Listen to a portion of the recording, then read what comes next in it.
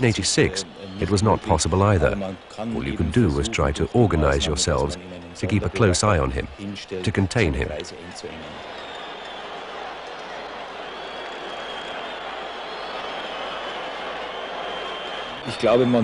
I believe, quite simply, that you should not be afraid of him, although you must take him very seriously and respect him. He's a technically outstanding player who knows all the tricks. He has everything. He's the perfect footballer. You must always count on him using the element of surprise. Any player who has to mark him has a thankless task. Osvaldo Ardiaz also holds him in high esteem. As far as I'm concerned, Maradona is the best player I've ever seen. I would rate Maradona in first place, Pelé in second, and Johan Cruyff in third. Pelé and Cruyff are more team players, while Diego is more of an individualist. While all three are geniuses, Diego is the magician who can pull a rabbit out of a hat at any given moment. That's what makes him different.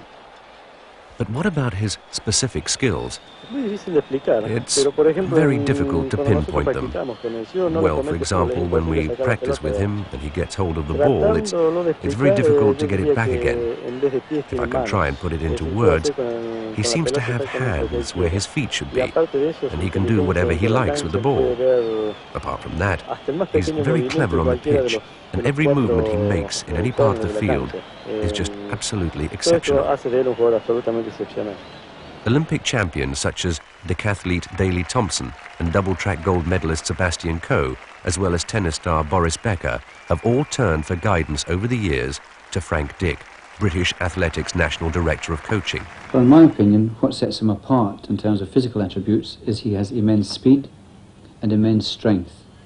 It's a resilient kind of strength, where he has to bounce back from impossible positions where he's lost his balance and still keep moving in the direction he wishes to go and be effective when he gets there. He can also change pace very, very quickly, and that's quite an attribute.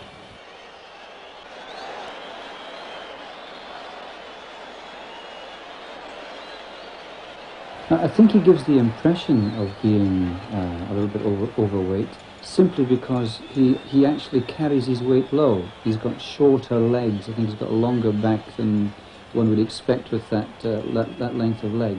And he also, when he runs, carries his weight low. Quite honestly, but he needs to do so to change direction quickly.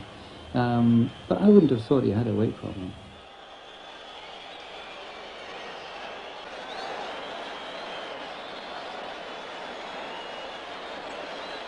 He'd probably ask me to help with his long-term planning and to look at, if you like, specific things like speed and avoiding injury.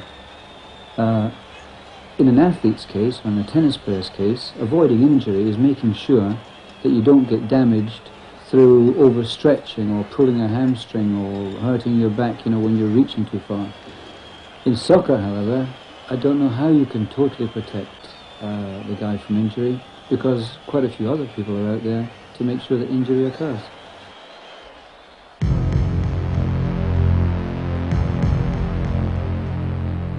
He's a very, very unpredictable player, to say the least, and after my experiences in Italy, particularly when we played against Napoli, I was designated by the manager to actually do a man-to-man marking job on Maradona.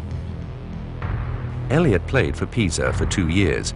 His professional career started with Luton, then Aston Villa. Now he's back in Britain with Glasgow Celtic. If he went in bad areas of the field, I mean, you've got to think two ways as well, because Maradona's an extremely clever player, and if he's drawing me into bad areas, I mean,